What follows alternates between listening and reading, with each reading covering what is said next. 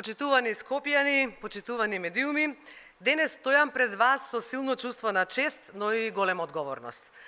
Ви благодарам на сите кои изминатите денови ми дадовте доверба и поддршка да бидам кандидат за градоначалничка на градот во кој сум родена, порасната, каде го формирав своето семејство и кој го сакам со сето срце. Ви благодарам што верувате дека можам да го водам Скопје. На почетокот сакам веднаш да ви порачам. Се кандидирам да бидам градоначалничка на сите скопјани. Независно дали сте поддржувачи на Социјалдемократскиот сојуз на Македонија, на ВМРО-ДПМН, на некоја трета опција или на ниту една. За мене сите граѓани се еднакво важни. Јас тоа го покажав и со пристапот кон секој поединец во текот на мојата професионална кариера. Верувам дека политичките битки и поделби никогаш повеќе не смеат да бидат на штета на скопјани. Дека токму политичката алчност, бизнис и личните интереси на оваа власт, како и длабоката партизација на градот во изминатите 4 години, го донесе онаму каде што е денес, на своето историско дно во однос на развој, изглед и функционалност. Токму ова никогаш не смее да ни се повтори и затоа јасно порачувам. Ако ја добијам вашата поддршка, ќе докажам дека градот е над политиката. Скопје не е партиско седиште, туку град на сите кои живеат во него и мора да се управува професионално. Ке бидам на страната на секој човек што сака да живее достоинствено, без разлика дали и за кого гласал. Затоа што е најлесно да им се поклониш на мокините, а тешко е да им служиш на сите. Јас го бирам тоа што е тешко, меѓутоа сметам дека е исправно. Почитувани граѓани, не смееме да затвориме очи пред вистината. Не можеме да се правиме дека не знаеме кој и како го донесе Скопје до ова дередже. 4 години со ВМРО-ДПМН видовме што значи безредие, неодговорност и непочитување на граѓаните. 4 години видовме што значи политички инает на сметка на здравјето на граѓаните, што значат бизнис интереси на сметка на развојот на градот, што значи кога имаме власт која е подготвена да го уништи градот само за сопствен политички интерес. Скопје никогаш помалку не им припаѓал на скопјани. Скопје е украден град, ставен во заложништво за сопствени интереси. Го уништија за политички да се пресметуваат со сопствениот градоначалник. Денес, секоја улица сведочи за нивниот неуспех. И нема да дозволиме тоа да се повтори. Скопје преживеа својата трета катастрофа после палењето на градот од страна на Пиколомини и земјотресот од 1963 година. Добедејќи сите знаеме што се случува со градот, денес нема да зборувам за тоа. Знам дека скопјани бараат решенија, искреност и градски политики на кои ќе им веруваат.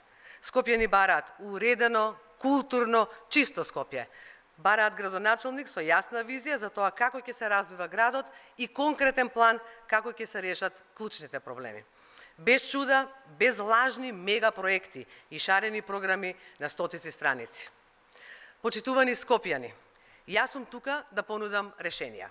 Скопје може и мора да биде град за луѓето.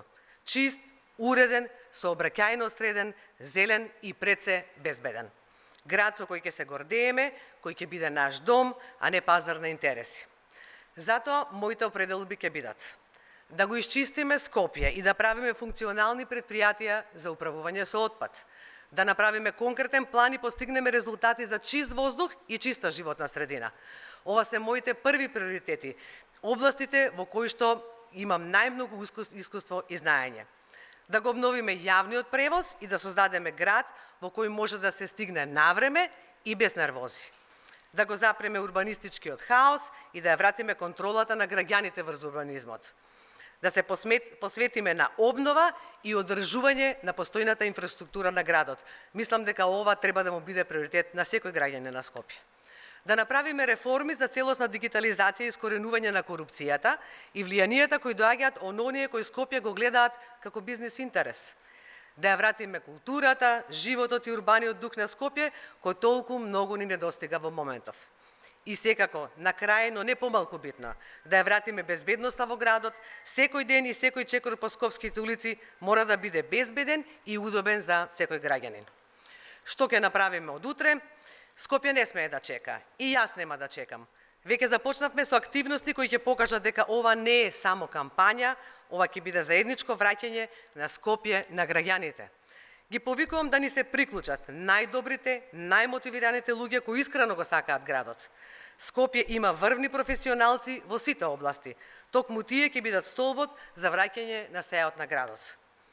Веќе се поставени основите на програмата за Скопје, но вашите совети и идеи преку низа средби со граѓани, но и стручната јавност и поединци кои знаат и умеат да помогнат, само ќе допринесат истата да стане подобра, но и пореална.